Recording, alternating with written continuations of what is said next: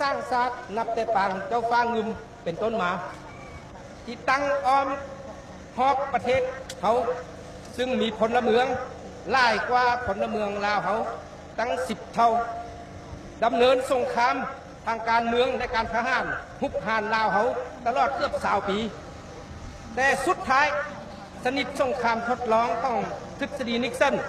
ก่อนหน้านี้เกือบ20 ปีภายหลังสัญญาเฉลยปี2554ลัทธิจักรพรรดิอเมริกาได้กระโดดเข้าประเทศเขา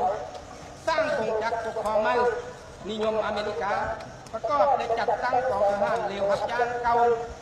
ทางด้านการเมืองประชาชนเขาได้ทำร้ายทุกกลอุบายยุทธศาสตร์การเมืองของลัทธิจักรพรรดิอเมริกาให้แตกสลายไปตลอดเกือบ20 ปี